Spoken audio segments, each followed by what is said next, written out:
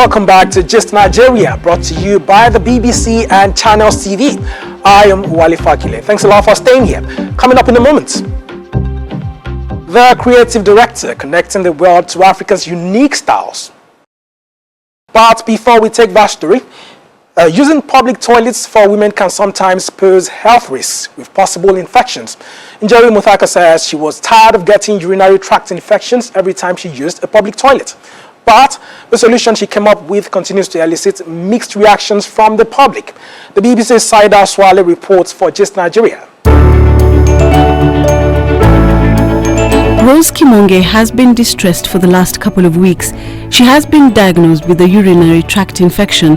Unfortunately, her second diagnosis of this nature in a month. Having been in the event industry, I get to go to places a lot, traveling a lot. So being in public toilets, sometimes you're in the toilet and you're thinking, is it really safe for me?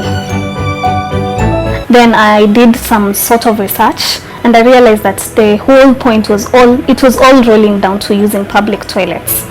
She has already visited a gynecologist, but she is more worried of a long-term solution to the problem. When she heard about the female urinary cups, commonly known as the pink cups, from a friend, she bought herself one. When she introduced the whole idea to me, I was like, by the way, I need this thing for my own health.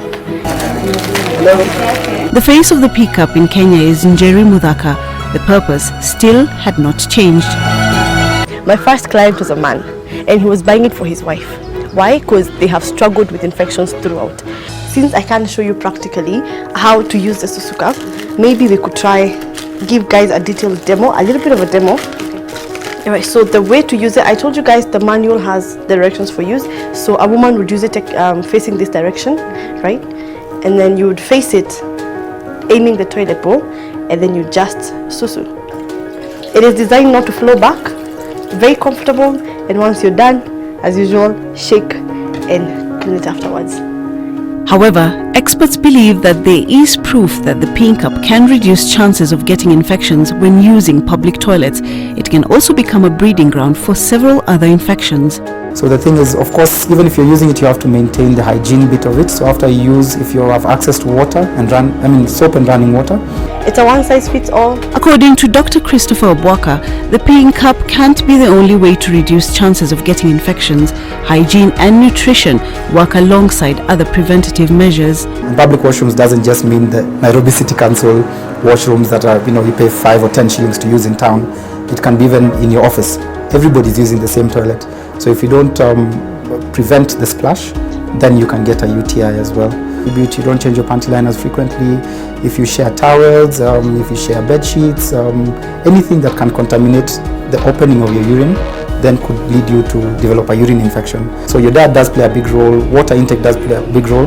For UTIs specifically, probably what I would call the wonder fruit is cranberries. So cranberry extracts, whether they're in form of capsules or tablets, or cranberry juice, or the cranberries themselves.